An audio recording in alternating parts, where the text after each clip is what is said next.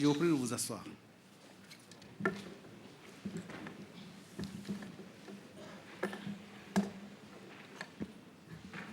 Je vais demander à monsieur le greffier de donner lecture de l'affaire inscrite au rôle. Monsieur le greffier, vous avez la parole. Contre l'humanité, crimes de torture, crimes prévus et punis par les articles 4, 6, 7, 8 et 10 du statut des chambres africaines extraordinaires. Détenu suivant mandat de dépôt du 2 juillet 2013.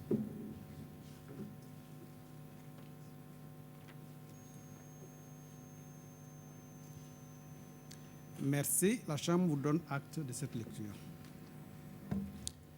Bien, je vais demander aux différentes parties qui interviennent dans le cadre de cette procédure de bien vouloir se présenter à la Chambre, à commencer par le parquet général.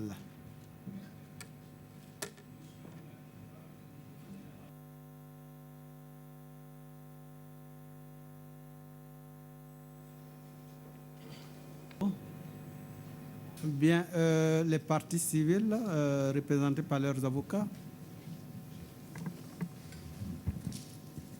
Je m'appelle Jacqueline Moudeina, avocat au barreau du Tchad, coordinatrice du collectif des avocats des victimes de Hissène Habré.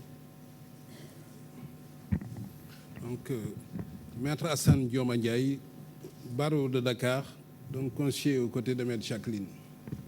Monsieur le Président, Messieurs, Georges-Henri Bautier du barreau de Bruxelles, dans le collectif des avocats sous la hullette de Jacqueline Moudeina.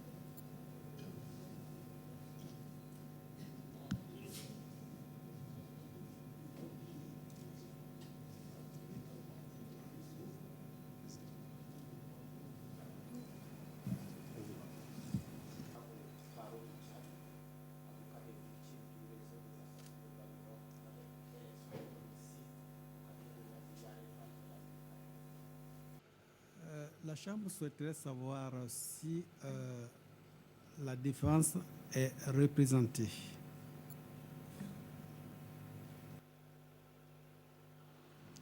Bien, nous constatons effectivement que la défense n'est pas représentée, mais étant entendu que c'est pour l'instant une procédure protocolaire d'ouverture, nous allons passer outre et puis continuer, nous allons statuer sur la question ultérieurement.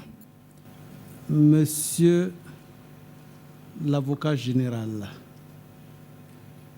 la Chambre vous donne la parole pour d'éventuelles réquisitions ou mémoires préalables. D'abord, permettez-moi, messieurs de la Chambre africaine extraordinaire d'assises, d'avoir une pensée pieuse pour toutes les victimes disparus ou décédés des suites de crimes et violations graves du droit international commises au Tchad entre le 7 juin 1982 et le 1er décembre 1990. Ces chambres avaient un mandat bien précis: poursuivre et juger le ou les principaux responsables des crimes et violations graves du droit international, de la coutume internationale et des conventions internationales ratifiées par le Tchad, commis sur le territoire tchadien durant la période allant du 7 juin 1982 au 1er décembre 1990. La mise en œuvre d'un tel mandat permettait d'abord au Sénégal de se mettre en phase avec ses obligations découlant de ses engagements internationaux, notamment la Convention contre la torture ou autres peines ou traitements cruels, inhumains ou dégradants, et ce, en se conformant à l'arrêt de la Cour internationale de justice. Elle permettait ensuite à l'Union africaine de traduire dans la pratique son engagement de lutter contre l'impunité. Le premier acte d'instruction a été l'inculpation de Habré en présence de ses avocats. Et c'est la seule fois qu'il a fait une déclaration et a refusé de signer son procès verbal. tout comme les autres procès-verbaux d'interrogatoire. Il avait déclaré en substance lors de sa première comparution.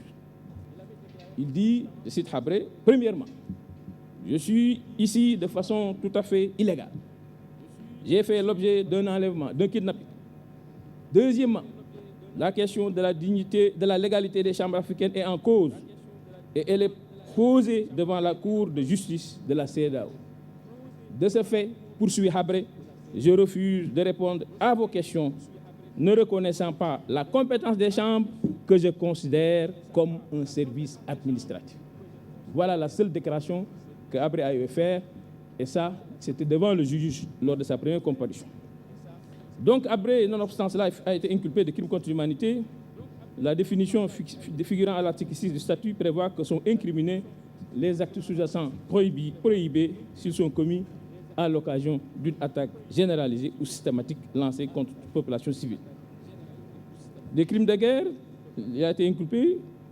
L'article 7 du statut a expressément criminalisé les infractions graves, article 7, paragraphe 1 du statut, ainsi que les violations graves de l'article 3 commun aux conventions de Genève. Article 7, paragraphe 2 du statut commises dans le cadre de conflits armés, qu'ils soient internationaux ou internationaux. Inculpé aussi des crimes de torture comme crimes autonomes. La définition figurant à l'article 8 du statut est la même que celle contenue à l'article 1, paragraphe 1 de la Convention contre la torture. Après l'étape de l'inculpation, la Chambre africaine d'instruction allait exercer sa compétence extraterritoriale en lançant 4 commissions rogatoires internationales au Tchad avec déplacement des juges et du parquet. Près de 2500 victimes ont été entendues et dont la plupart sont membres des associations des victimes ci-après.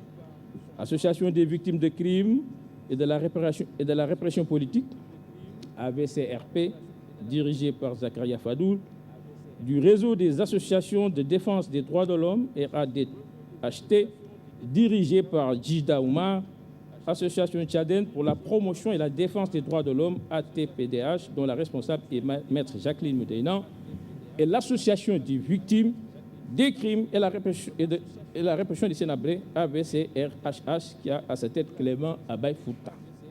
Une soixantaine de témoins, dont 30 anciens agents de la direction de la documentation et de la sécurité des DES, ont été entendus.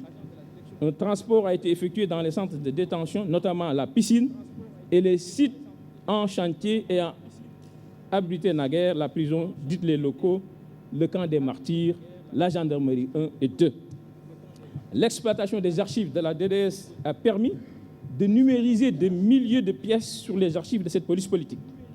La visite des charniers s'est effectuée avec les membres de l'équipe argentine d'anthropologie médico-légale, EAAF, au sud du Tchad, à la ferme de Deli, dans le Logone occidental et dans les localités de Moundou, Koumra, Maïguide, Sar et Ngalo, dans le Moyen Chari, dans le Guéra, au centre du pays, les sites de Tchémé, Mongo, Ambazira et Bitkin ont été visités.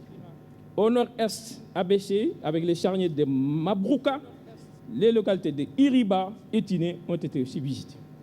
Dans la capitale N'Djamena, les charniers de Dougui Alay, Ambing et Ambralgoz ont été visités par les experts qui ont déposé leurs conclusions.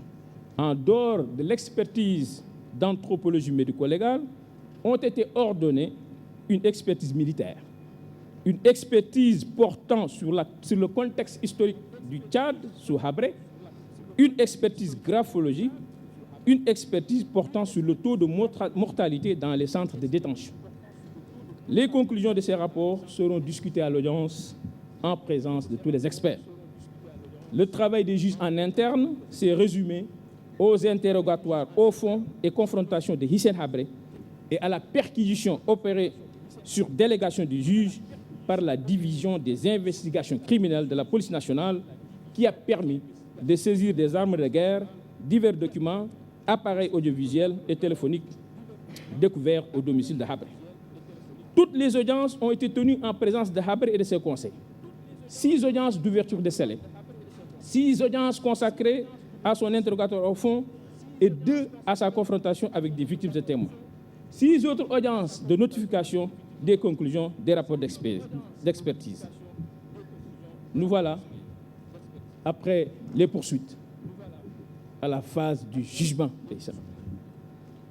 L'action publique pour l'application des peines sera exercée avant qu'il ne soit envisagé de statuer sur l'action civile qui n'interviendra qu'en cas de déclaration de culpabilité. Messieurs et mesdames les avocats des parties civiles et victimes, la Chambre vous donne également la parole pour éventuellement faire vos observations si par ailleurs vous en avez. Monsieur le Président, Messieurs les juges, vous qui avez aussi l'honneur et la mission d'incarner cette tâche d'ouvrir pour la première fois dans l'histoire de l'humanité, en terre africaine, un procès exceptionnel, inédit, sans précédent, le procès d'Hissène Habré. Selon les témoignages de mes mandants que vous entendrez ici, Hissène Habré, un dictateur terrible, redouté. Hissène Habré, le bourreau de son peuple, le peuple tchadien, durant presque une décennie. Pendant des semaines, va être mis à jour, autopsié, détaillé un système de répression dont Hissène Habré a été le pivot, le chef d'orchestre, le donneur d'ordre, l'instigateur. Après une odyssée humaine et judiciaire qui a duré presque 25 ans, c'est ici à Dakar, en terre sénégalaise, que se tient enfin ce procès, aussi grâce à l'engagement de l'Union africaine.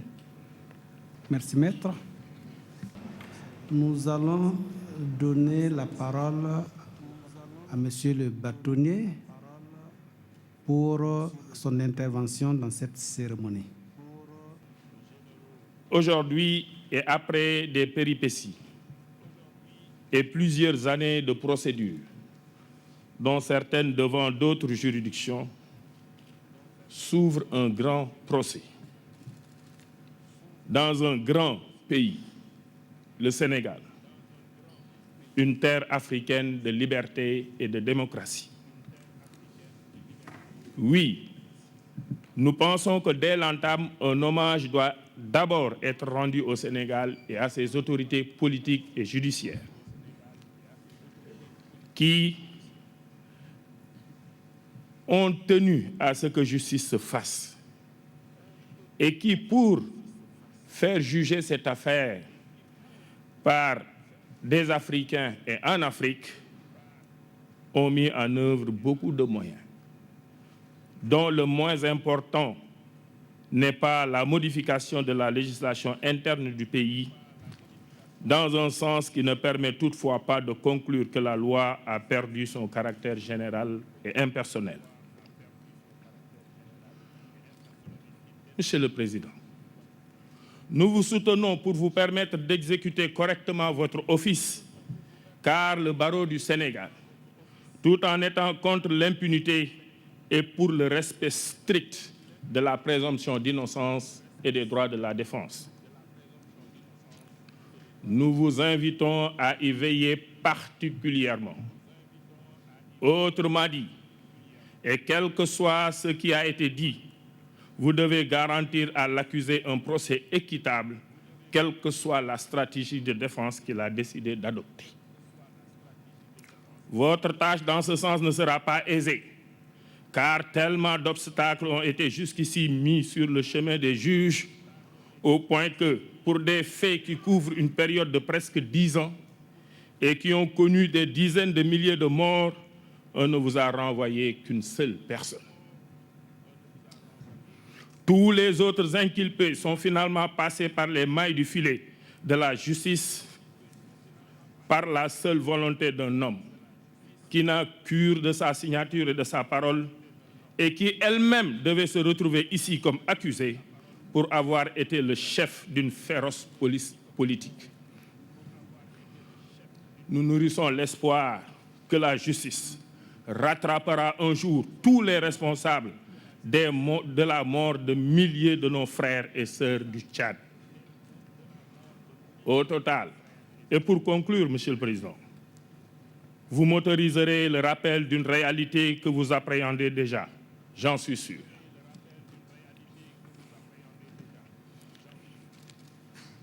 Monsieur le Président, Messieurs les assesseurs, les intérêts de chacun des acteurs de ce procès ne sont pas les vôtres.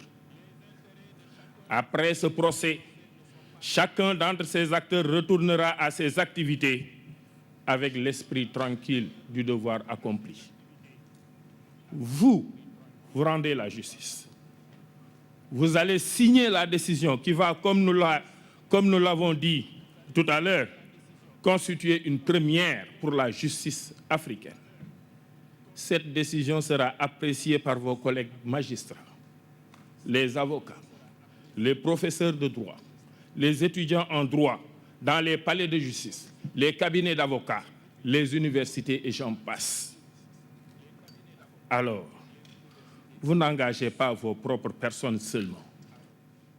Vous engagez vos enfants, vous engagez vos petits-enfants, vos familles, votre descendance, si je peux m'autoriser cette expression.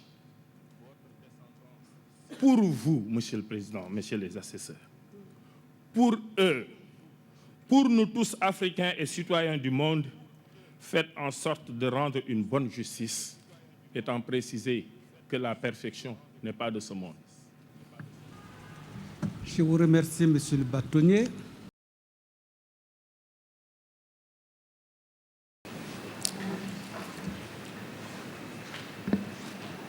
J'appelle Monsieur Hissène Habré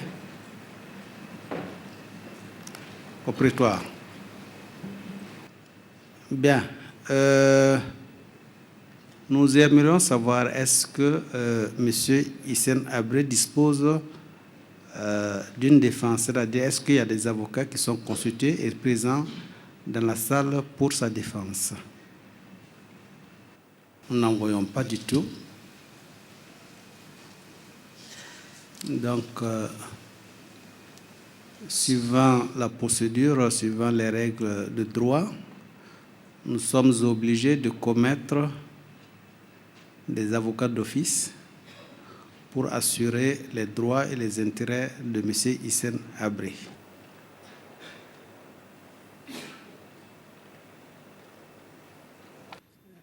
Bien, donc à la requête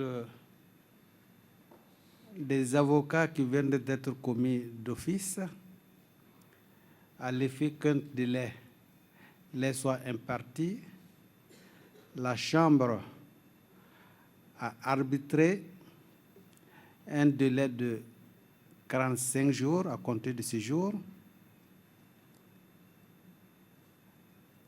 que nous avons estimé raisonnable afin de leur permettre de s'approprier l'entièreté du dossier.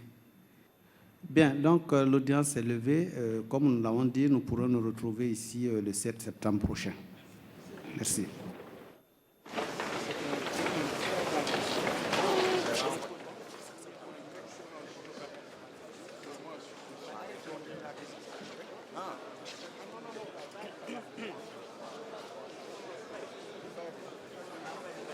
Mbay Sène